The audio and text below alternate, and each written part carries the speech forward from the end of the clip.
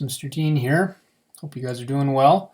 We're going to take a quick look at our new design software that we're going to start using. It's called Gravit Designer. There'll be a link in Google Classroom for you guys to click on, and it'll lead you right to where you need to be. There's also a free trial version that we're going to be trying. This is free for educators for 90 days and for students. So make sure that you click on the link that I supplied you guys in order to get the full program. So this is a pretty straightforward looking program. You'll notice that it's somewhat similar to Photopea or Photopea in some ways. In other ways, it's very different. So let's go ahead and let's make a new document. So you just go to File, New Design, and this window will pop up. From here, you have a bunch of templates that you can click on. So if you want like a pre-made, prefabricated sort of a thing, there's all sorts of different things that you can look at. We're just going to go to New Design. And if you want, you can look at paper size. So if you want, for instance, 8.5 by 11 or 11 by 8.5, you can click on that. You can also type it in here as well. So I'll just click on that, and it automatically makes that for me. So I'm just going to quickly go through some of the basic tools here for you guys to look at. The first one, I'm also going to be talking about shortcuts as well. So the first one is your view tool. So it's just like pushing spacebar on Photopea. That function still works. So if we have our mouse selected, our move tool selected, right, works just like a mouse tool, but we can also push spacebar in order to get that hand back.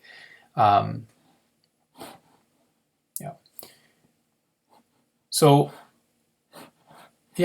if we have a shape, our next tool here is a shape tool.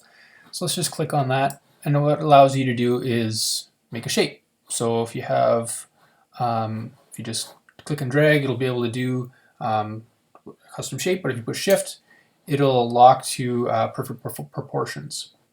So you can make that, let go, and it makes that. And again, with our move tool, this allows us to move this object around. Within our shape options here, we have a whole bunch of different custom shapes. So if you wanted a rectangle or an ellipse, there's also a shortcut for all of those as well. Right, so R for rectangle, E for ellipse. So it's a really good idea to get familiar with these shortcuts because it makes just your workflow so much easier. So for instance, our mouse tool here, our move tool, that's always going to be V. So if you push V, if I have my ellipse tool and I push V, I automatically go back to my selection tool. So that's good to know. Next thing that I want to talk about is the pen tool. And this is kind of a really neat tool for this sort of program, for vector editing program. It's basically kind of like your brush in some ways. What it allows you to do is it allows you to make custom shapes. And of course you can move this around again. But it also, P is your shortcut for this. It also, if you click and then click to another place, hold on to it and drag, what happens is that you're able to make perfect curves based on your anchor point and on these, they're called Bezier curves. So these little handles that pop out. You can see me moving it around. So you're able to make these really interesting sorts of shapes. And you can go over top. And then of course you can, if you want from here to have a perfectly straight line, you just click on the center point again, and now I can go back to a straight line. And then to finish it off, you just click back on your first anchor point, and now you have this shape. So that's kind of a neat option. if you go to our selection tools here, underneath here you have a bunch of different options that you can use. So you have two different kinds of pointers.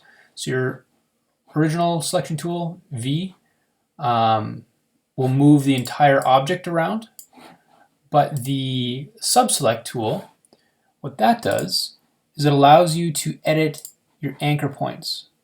So if I wanted to move some things around here, I can now do that. So I can move the Bezier handles, and I can also move the entire anchor point. So that's kind of a neat thing. Again, the shortcut for that is D. So the letter D will allow you to quickly move between the two. So V is move the entire object, D is move an anchor point. We'll talk about some of these other uses in here at some point as well. Text, you guys should know how to use text, so you can type it all in.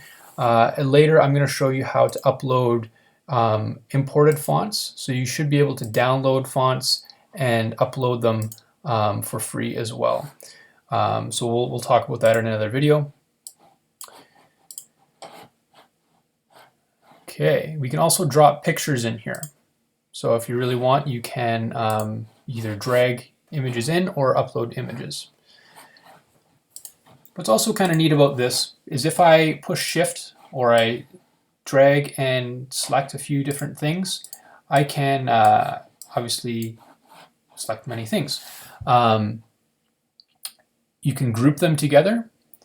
You can merge them together. You can flip them around. You can do all sorts of wild and marvelous things. Rotate things all within these options here. So if I want, let's say I want these two objects here, pushing Shift to select both of them, grouped, I can push this button here, or let's Control Z that. I can also push Control G to group these things together as well.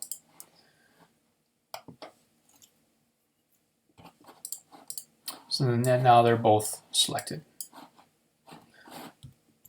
All right, let's say I want to let's talk about this compound shape right here.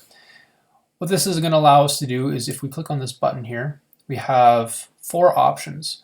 We're basically able to combine multiple shapes together. So the first one is union. So now this entire object is now one. We've combined these two objects together. So undo that. The next one is subtract.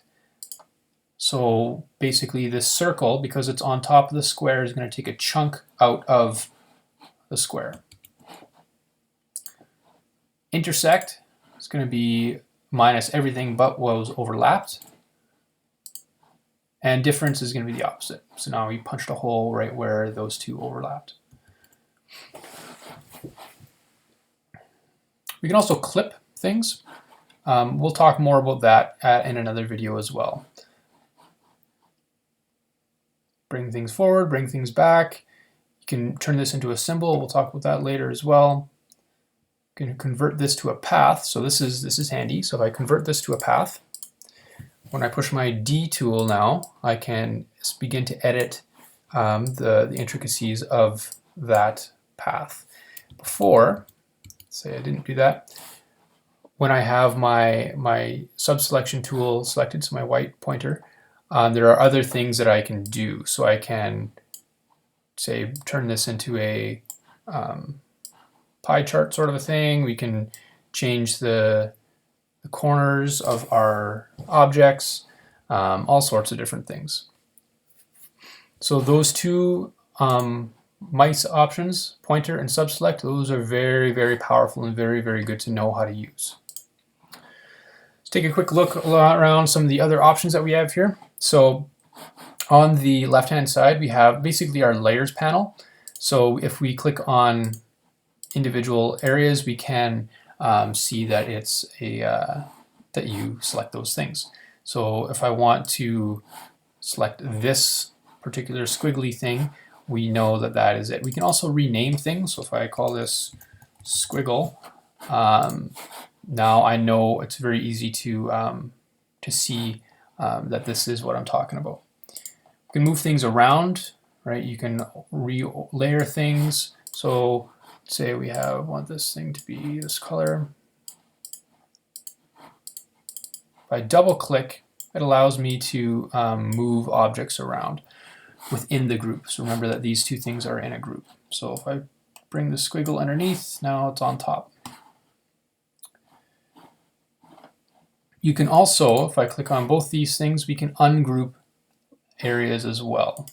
So if you right click on the object, you should be able to, maybe not, it's already grouped. Click on that, there, ungroup selection. So now these things are their own objects once again. So again, that's our layers here. If you go over here, there's lots of interesting things that we can look at here. So if we have this squiggle again selected, so that's the thing that's selected, we can center it, right? We can align it to the edge. We can put it right in the middle. So that's really handy. You can also give it an exact position that you want it to be in. So if we wanted this at 3 inches, it's going to move over. So because these are shapes, it allows you to give very precise coordinates. So all sorts of different things there. We also have our appearance here. So if we wanted a lower opacity, we can play around with that. If you want a blending mode, so if you wanted a multiply blending mode, say, you can do some cool stuff with that. Let's bring this back up. So all of our blending modes are there. You also have your fills and your borders here. So let's say we want to make this thing blue. Well, we would just go to our blue color and make it blue.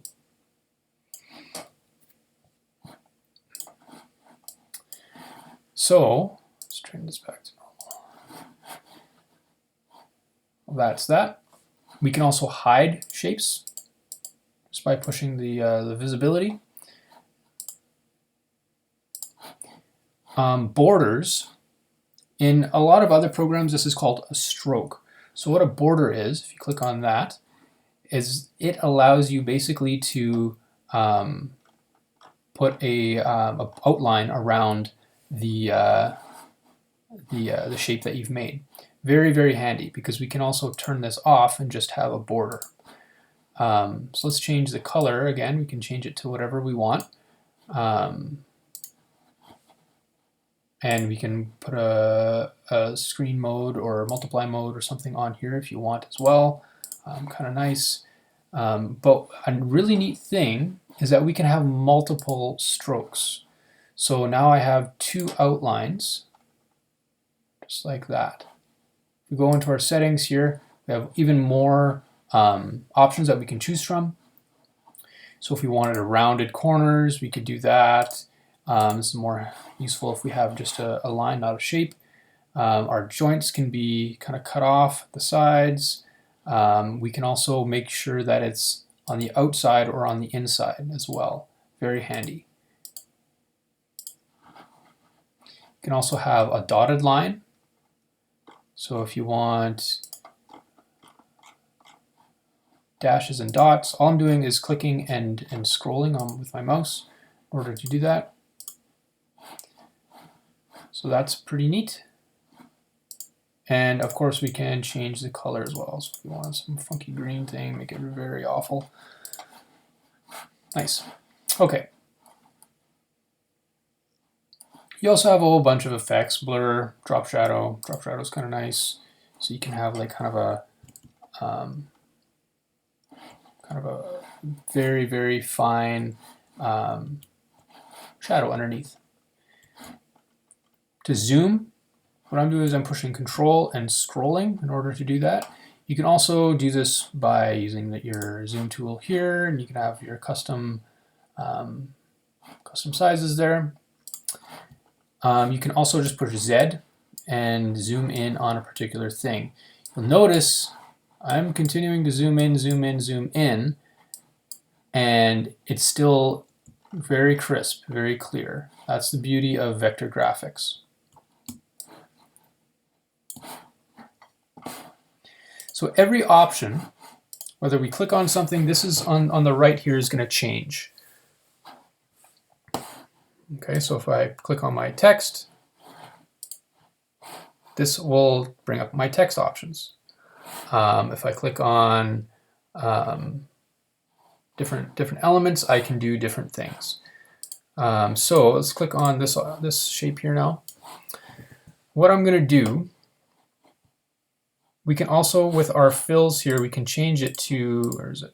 We can change our style. So we can have gradients within this as well, which is very, very handy. So you can kind of make really, really nice different things within here and add more and more different gradients within your image. You can also do it within here. So you kind of get this really nice effect. You can move this gradient around.